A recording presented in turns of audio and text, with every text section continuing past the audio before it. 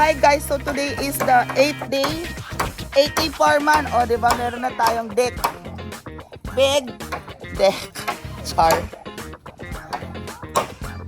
Oo, so eto na po.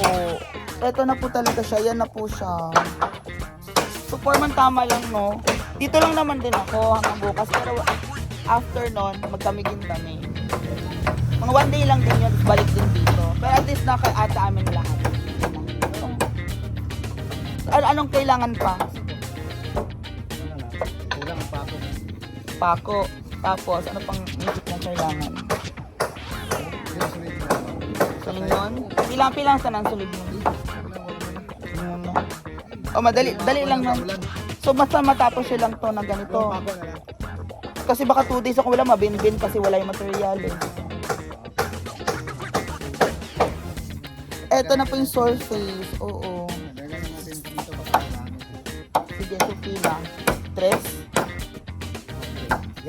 Basta yun na matapos. Matapos yan. So within this week, mauna na muna yung foreman para may surface.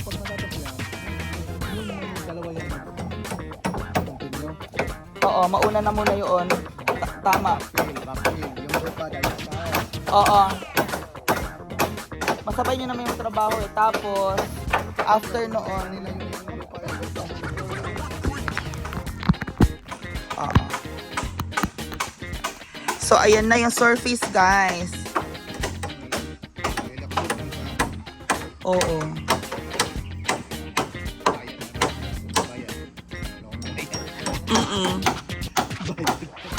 So, karon yun lang. Dito talaga, wala na ito, no? Ganyan na siya. Oo. Ito, hanggang dito. Tapos dito na yung hagdan na dito.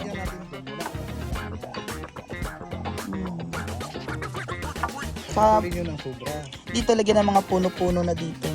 Ay, pero itong space na to maganda for. Maganda for. Hanggang pababa, diba? Or ditong baba, oh. Pwede, no? Oo, tama. Landscape na dito. Dito ma-landscape na. O, dito. Tapos, ito ano yung tang-tang. Ha? Hindi mo alisin yan? Buhatin yung bahay mo sa saging. Bako. Mag-ano yung lupa. Bali. Bali daw si foreman. Oo. Basta permanent, mawala na may mga saging sa ilalim. O sa baba, ganyan na yung sa baba. Kembot na yan. Basta stilt siya. Pero may kwarto sa ilalim. Hindi naka-secure naman pala itong mga kahoy dito. Tapos, pohon, lalagyan natin ng ng yung support na bakal. Oo. Oo, dito. Pag ganun yan. Pag ganun, 1, 2, 3.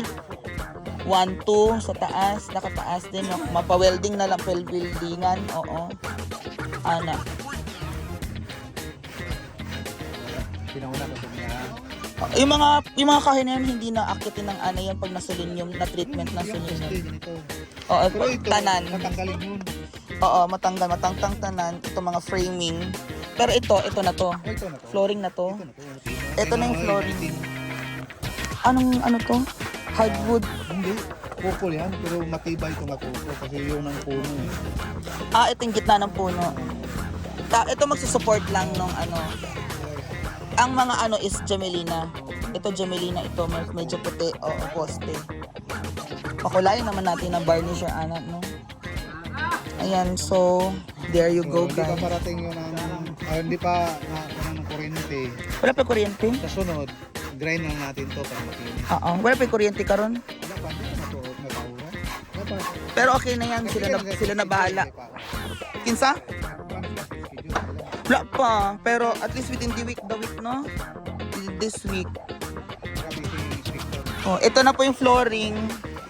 Ito, kahit ana, diba? Kubo nga manggod. Kubo ra. Yung tulo ng nero doon na aulan. Front frontage. Kasi foreman, yung papakita ko sa'yo is dito, pahukay to na level, semento, tapos may parang dalawang concrete na magkapato. Layer. Yun ang magsaserve na hanggang dito siya para mag-drain dito yung water. Yun yung nasa design sa engineering. So, level din siya, level. Okay na tong bato na to.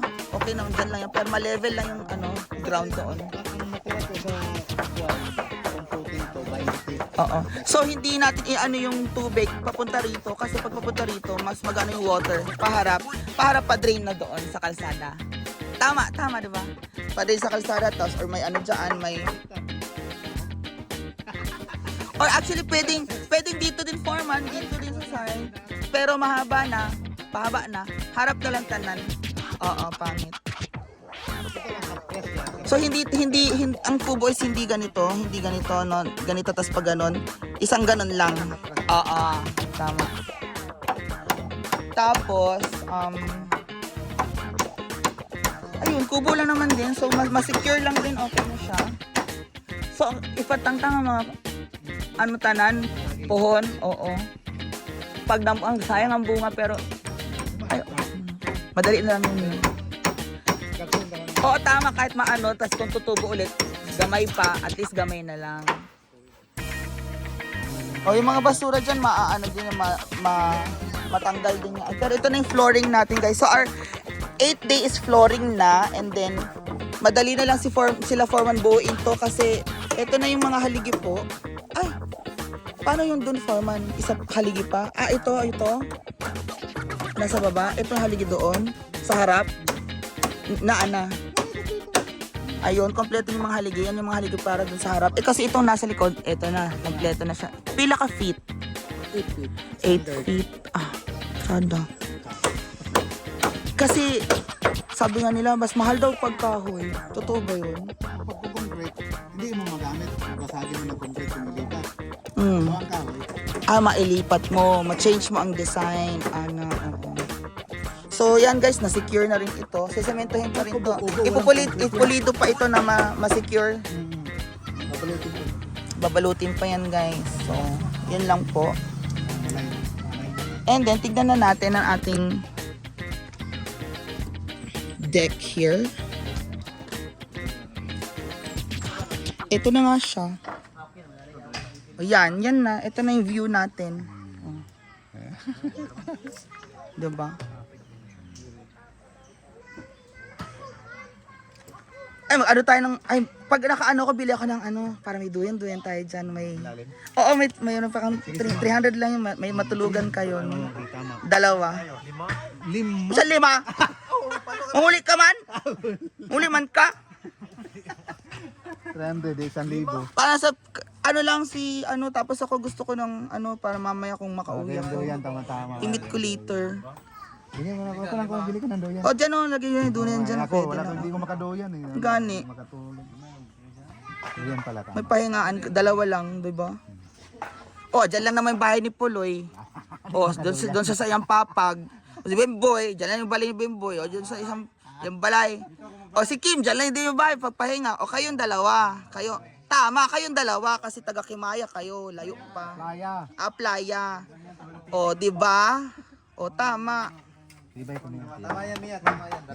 Dalawa lang, di ba, Foreman? O. Tapos pag nalalabhan ko na ako ng, Foreman, yun? Parang may guhit. Bimbo yan? Dugo ng manok. Ayun sa baba, yung konkreto. Hindi, nakuha sa sa pako. Ano na. Okay. Hindi man nakatap. Pero technically, itong foundation, hindi pa siya talaga cured, no? Ilang days pa. Tuyo na yan, pero yung klase ng simento, tagal maano. Magko-cure pa siya. Oo. So that's our latest update, guys. And thank you so much. And thank you, Formans. And lag muna ako. Bye, guys. Wala naman unang ko ng pera kasi bukas. Oo. Bigyan ng pako. O, sige. Anak ko. Thank you, everyone. Tumbok mo na yung sa cellphone. So that's our view. Bye-bye. So ayan na nga tayo, guys. And eto, medyo kompleto na rin. And then, ayan na yung spacing. Yan yung layo niya sa kalsada. O, di ba, Ate Ami? Okay na tayo nakapag-grocery ka na, Ate Ami? Yan ang layo. And this is only a barangay road, guys. This is a barangay road, to be clear about it. Barangay road, service road po ito ng mga pananim mga palay. Palabas po doon sa main highway, which is main highway is around 2 kilometers away. Opo. Foreman, okay na? Or na pa? Pako. Pako, ganon. Nata na sa 3? Okay, kulang pa. Yung kulang, hero na lang. O, pila sa hero? Pwede? Pwede? May ang kulang, may. Pagilam! Nagkaamit na na. Ano form? Yung hero. Hindi pa na po na po. Magkano lang? Hindi pa na kwenta. O, sa bagay na dito naman ako later. Pero baka gabi na ako makauwi from CDO. Pero, diretso na kami ng Camiguin eh. Hindi farmer, idagdag ko na. I-add ko na. Sa Thursday daw, Thursday magpadala yung mama ko para sa ano, yung in-order natin. Okay ba yon? Or Friday? Ha? 50. Thursday, oo. Sige, sabay na. Sabay na pala. At least this week, Saturday, mayroon ana. Thank you, guys. So, si Chinese, 5 feet na ito. Ito na septic. Oh, wow! Tangkad na siya, ana. O, diba? Yan ang update sa ating subject. Thank you, guys. See you later. And that's our latest update, 8th day. I'll see you later, guys. And this is Mia Kalaka. Thank you for watching. Bye-bye. Ayos, it's so cold in here. The breeze is so cold, and then it's sunset over there. Yeah, that's why I love it here. So, diba? That is the latest update. So we have coconut. I'm gonna have the old coconut trees taken down. Oh, I applied for that. Sepalco. Sepalco, yes. Ako application tanan o kabitan. Siguro 2 to 3 days kabitan na nila. Connection. After just to the back. Those banana trees on the back with fruits. So yan na pang 8th day natin, guys. So 'di ba? Nice sa platform and ano. There you go.